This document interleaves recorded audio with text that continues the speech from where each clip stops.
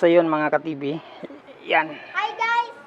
So yan na natin, ilagay na natin yung pinakamotor. So ito yung pinakamotor guys, yan, natanggal na natin yung ano, yung pinaka-plastic. Ayan. So ito yung sinasabi ko sa inyo, itong lahat ng dilaw guys, yan, itong dilaw na to, yan guys, para lang po to sa ano yung mga baguhan na gustong magpalit ng motor. Ito po ay, ito yung sa kapasitor natin. Yan. Ito. Tapos, yung 1 nito, basta tanda natin ito guys. Ano ko lang guys. Para ano. Ito yung live guys. Yan. Ito yung live. Kulay green yung live. Ito yung nakakabit doon sa ano. Tapos, ito yung 1, 2, 3. Yan. Ito yung tray, yan, number 3 ito guys.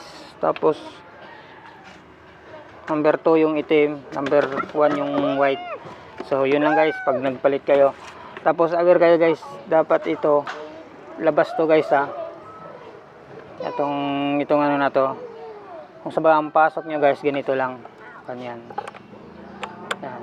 Ganyan lang ang pasok guys, yan. Kita nyo. Yan. Kailangan ito ay nasa harapan mo. Yan. Kasi pag ito nasa kabila, baliktad yung ikot nito guys. Tandaan nyo, baliktad. So ayun guys. Tapos pag ito yung ano, ito yung pinaka-housing. Ito nga guys, sira na itong pinaka-housing nito eh. Tatanggalin ko lang. Yan. Tatanggalin ko lang guys. Yan. Yan. So, ito guys, bago na ang bushing nito. Palitan ko na itong bagong bushing, bago shafting. Yan, tapos bumigay yung motor. So, ganun lang guys, yan. Tapos, labas mo lang dito, yan. Tapos, kabit yung ganyan. Yan. So, ganun lang kadali guys, pag nagpalit ng motor. Yan. Yan. Yan. Tapos, ang ano nito guys, kailangan may ano ha, may play. Ito masyadong malakas ang play nito. So, kailangan natin ng ano to. Pag ganyan guys, malakas yung play. Lagyan mo ng washer. May ano to dito, washer guys, lagyan natin. Yan. Ganun lang guys, magpalit ng ano. Magpalit ng motor.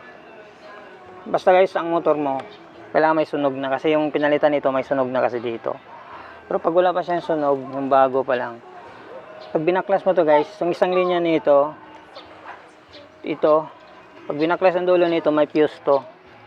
So, possible lang doon lang ang ano nun, pag hindi gumana, tapos bago pa yung motor mo. Tapos walang sunog. Okay? So dito lang muna guys ha. Yun guys, inusog ko na lang yung spacer niya guys para mag-fix siya dito. Para hindi masyadong layo yung play ng ating shafting. Ayan. Tapos plug in nyo lang guys. Pag binili nyo to sa bilihan ng ano, motor, plug in nyo na lang ito kasi ano naman siya, naka goods na yan. Ayan, ayan guys. Ayan, dapat play lang siya konti guys.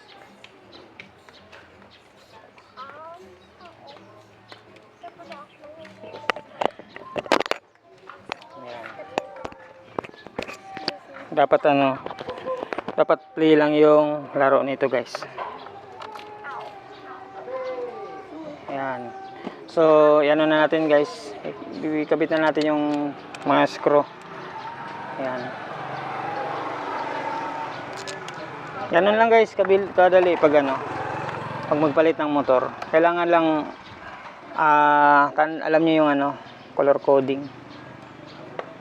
Kasi may coding kasi ito guys.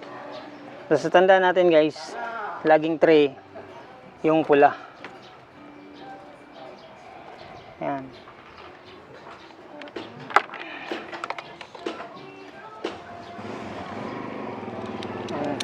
Halos bago na lahat to guys. Kasi bago na yung ano nito, bago na yung shafting, bushing dalawa, bago na yan. So pinakauli kong pinalitan yung motor kasi huminto naman siya guys. Tapos yung paghinto na hindi na talaga pwedeng ano, mabubuhay. So yun, pinalitan na natin. Kasi yung isang electric pan wala nang kapalit. Wala nang kapalitan.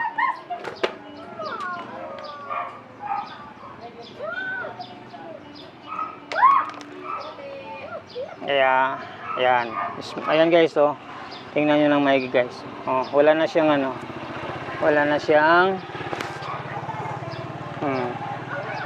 smooth na yung ano niya guys, smooth na. So ano muna natin. Kasi sa labas lang ano nito guys. Kabit ko lang yung kanyang, saan ba yung ano nito? Ito.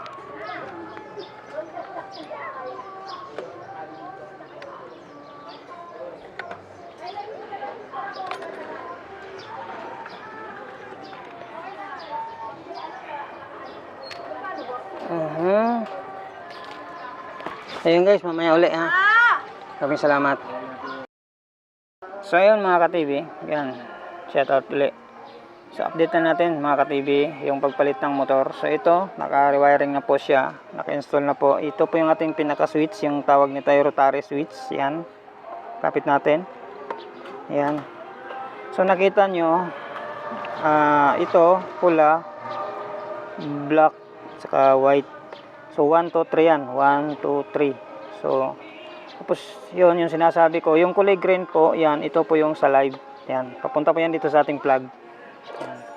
Dito yan, ito. Isang linya dito papunta sa plug, tapos yung isang linya naman nito nandito sa switch. Kasi yan yung magko-contact. Pag siniswitch mo tong 1, contact niya dito, magkakaroon siya ng power. Pag binunta sa 2, magko-contact naman siya sa 3 yan. So kaya ano yan siya, yung isang live papunta sa switch, yung isa papunta dito sa mismong motor. Yan. Tapos yun, itong kulay dilaw ng dalawa, di kayo malingat ito mga kalodi. Yan, ano po yan, wala pong polarity yan ha. Yan. Kahit saan po dyan, pwede pong magkabaliktaran yan. Yan. Yan. So inano ko na mga kalodi, hininang ko lang siya para hindi siya bastang nahugot. Ayan o, kahinang po yan o. Yan, hininang ko po siya.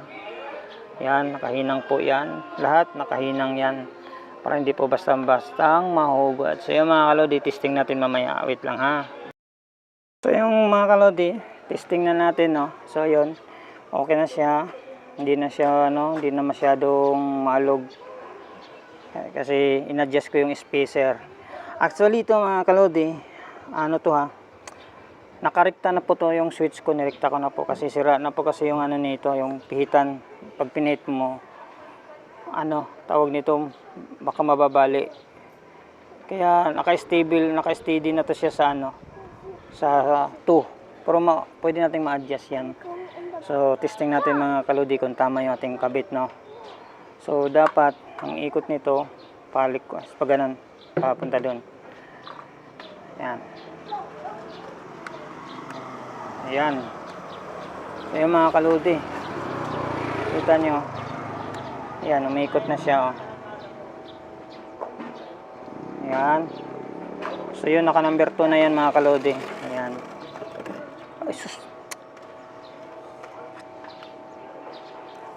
nagsiswing naman siya mga kalodi. Ayan.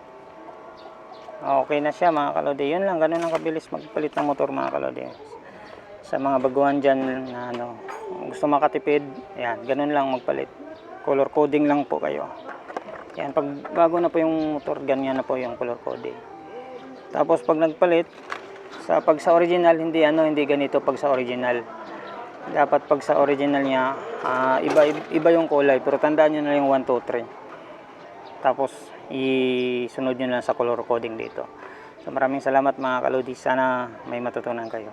God bless.